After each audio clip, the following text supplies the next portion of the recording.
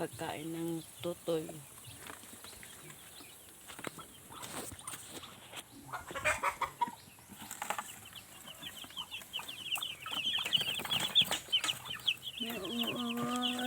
Dami kong alaga.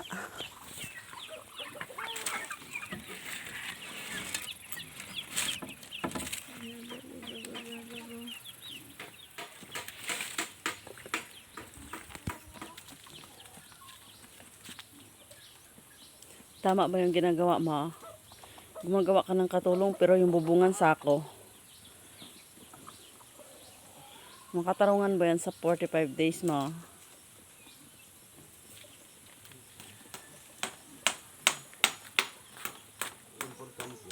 Ang mahalaga. Diba? Ang kanyang bubungan ay sako ng feeds. Walang pabili ng yero.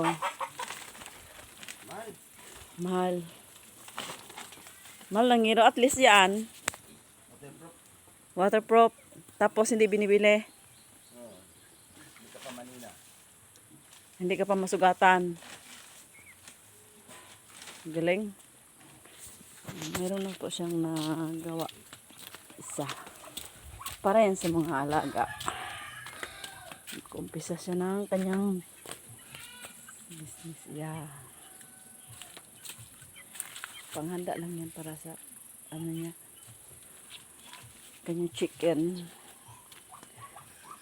Yung mga panabong na chicken yun ay andun. Katali naman. Another chicken. Pero itlog pa yan. Basta pa kanyang baboy. Ilang days na nga yung baboy mo? 1 week na. Wala pa, no? Hi. Oo.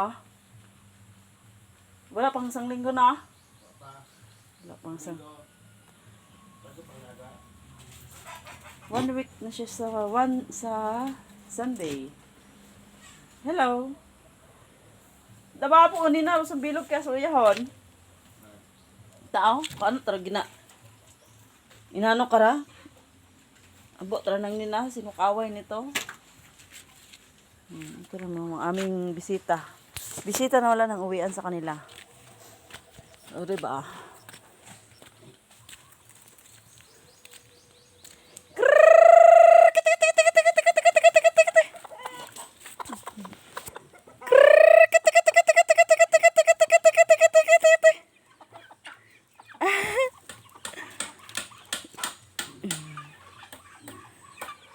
Galit pa. Tinawag lang kayo, no?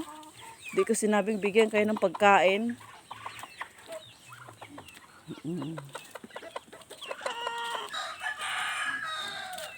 Reklamo lang sila. Tawag-tawag daw sila. Tapos wala namang food. Apachi! Isang manok din. Ay, hindi. Agta gada. Kayso gita mo yan. Ikaw lumapit.